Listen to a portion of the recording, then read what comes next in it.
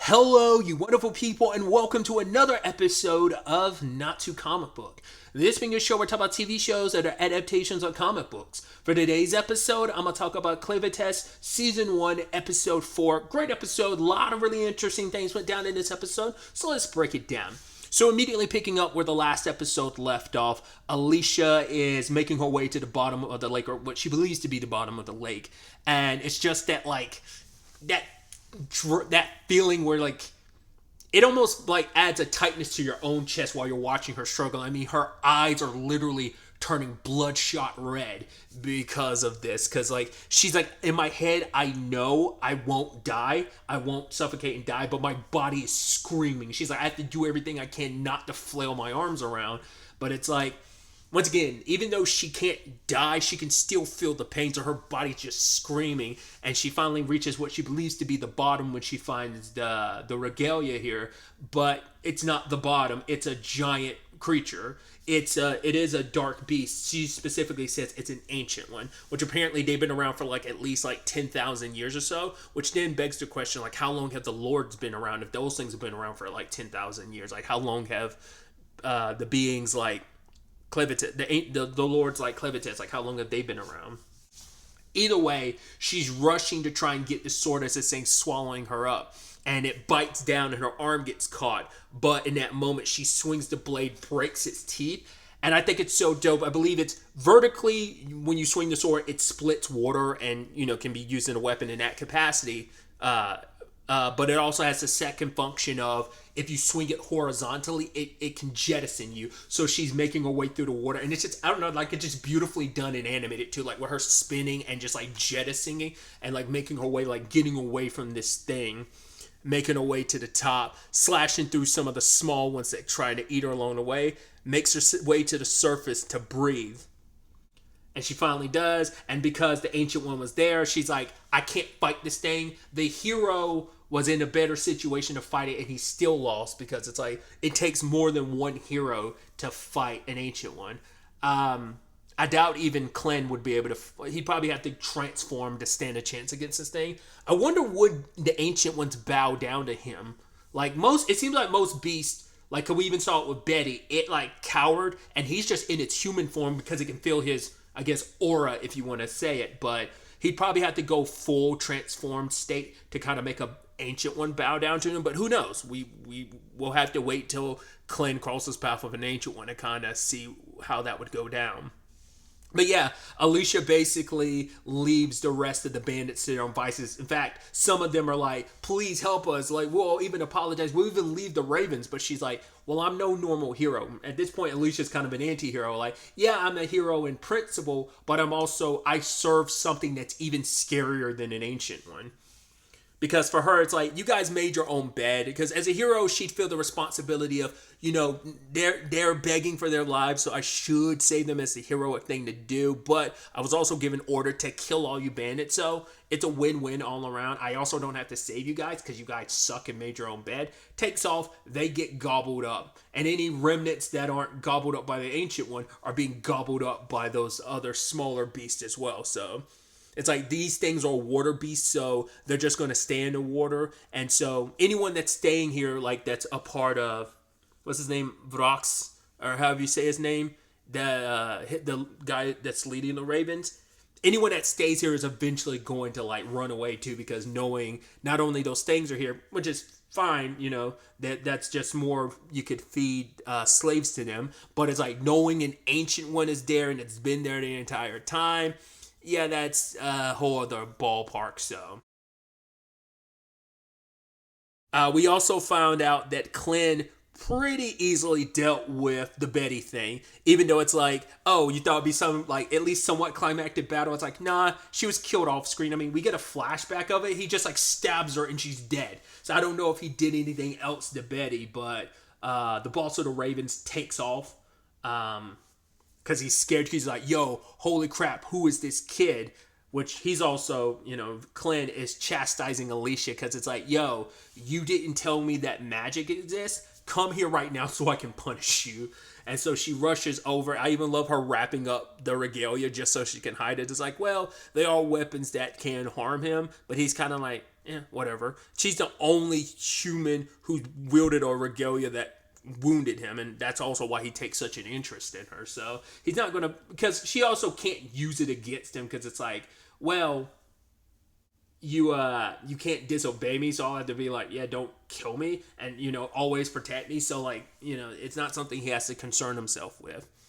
But Alicia, it turns out she does in fact know about magic. She just says like, only certain people can use it. Like some people have a talent for it, some people don't. She doesn't, so I guess that's why she never bothered mentioning it, because it's like probably so very few people can use it, so it's like not something she ever thought. For one, she'd ever have to be concerned about, because it's like, well, Clint is Clevatess, so it's like I would assume magic wouldn't mean anything to you, because hell, she even admits like some of the 13 warriors he ended up, well, 12 other warriors rather, because she's one of the she's 13, but one of the 12 other warriors he killed were magic users, but Clevatess killed them before they could show magic. So he would have been familiar with magic ahead of time, but he was so overpowered and murdered all those guys before they had an opportunity to show him. So, because it's specifically like Arkansite, which Arcanasite. I'm finally getting the name right, because I kept bouncing them back and forth. Like, is it Arcanarite or whatever it is? Arcanasite. It's at the foundation of it. Like, it's essential to not only making weapons, but for magic, but only some people are able to draw out its true power, like this guy is. So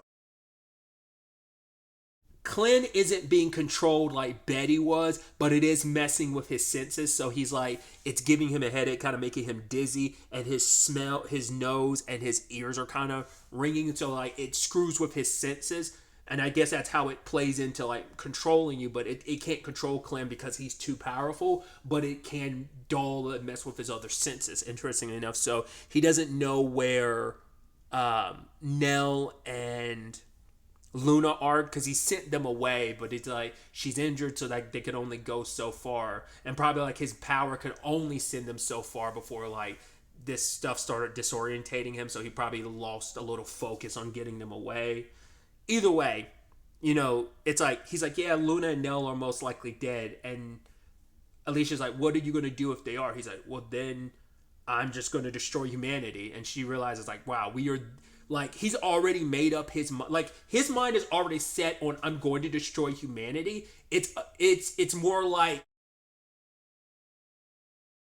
instead of like innocent until proven guilty, it's like if someone was like, no, I know you're guilty, it's up to you to prove to me that you're innocent. It's kind of like that. So he's already decided, I will destroy all humanity. Only thing keeping him back is Luna. Luna needs to grow up to be the representative to show him that there's more to humanity, that they're not all like that they are worthy of salvation, that they don't need to be wiped out. So it's kind of extra motivation for Alicia to like, yo, I need to keep Luna alive, because she's the only thing keeping us from all being wiped out. And the boss of the Ravens ended up stumbling across them, and he ended up discovering and figuring out who Luna really is, because Luna's able to activate the magic, and looking the way that Luna does, it's like, oh my god, you're a Haitian royal. And it's like, oh my god, with you, under my sway and control, I thought I already had control over magic, but with you, I'll be able to take it to the next level. But Nell isn't letting him go. Even on the verge of death, she's still holding on to him. And he's dragging her behind to the point he's like, I'm going to cut her wrist if it means I can sever her arm and get her off of me. But then Alicia and Clint catch up. And the guy's like, hey, if you step any forward, I'm going to cut off this baby's fingers one by one. And Clint's like, go ahead. And it's like, yeah, I can always heal the baby afterwards. But Alicia's like, no, but Luna will feel pain. It's like, I know that firsthand. Once again, you're not invulnerable, you're immortal. That is a big distinction and everything. So Alicia was willing to give up the regalia if it meant protecting Luna. Once again, there's a lot of motivations. Like, one, you're a hero, but two, like, literally the safety of all, the continued existence of all humanity banks on that baby surviving, So, but this guy knowing who Luna really is, it's like, well, one regalia isn't enough. Show me where the other 13 are. And it's like, well, she tells him exactly where they are. But I'm surprised he was like, well, I will go get them myself, because I guess he believed in his magic so much because he uses invisibility.